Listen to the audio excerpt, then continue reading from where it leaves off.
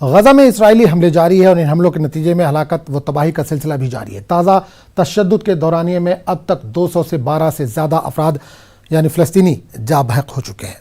تو آپ دیکھیے یہ رپورٹ، ہمیں دیجیے اجازت۔ آداب۔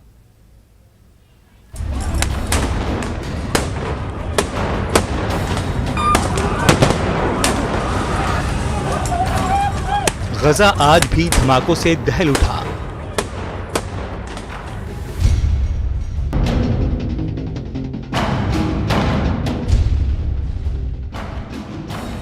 اسرائیلی فضائیہ کی بمباری جاری۔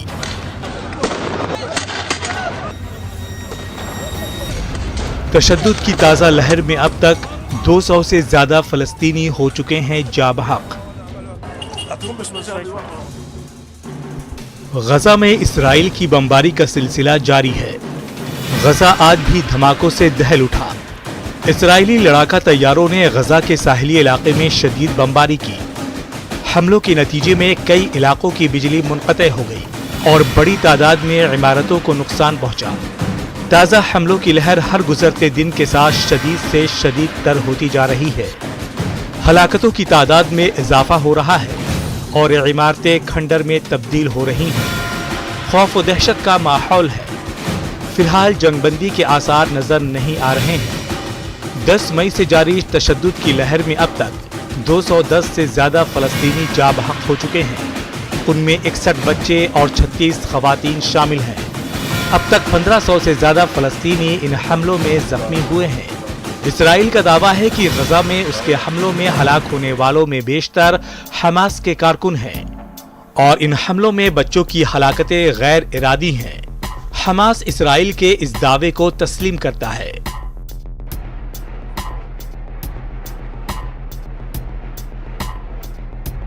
ادھر اسرائیل میں بھی 2 بچوں سمیت 10 افراد ہلاک ہوئے ہیں۔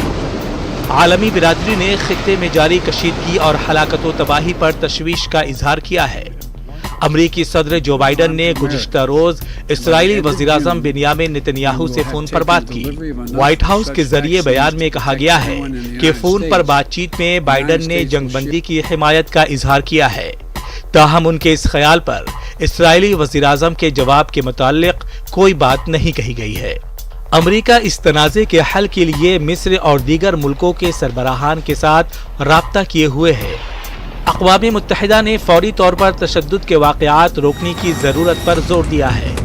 عالمی ادارے کے مطابق 2500 فلسطینی بے گھر ہو گئے ہیں، جبکہ 38,000 نقل مکانی کرنے پر مجبور ہو گئے ہیں۔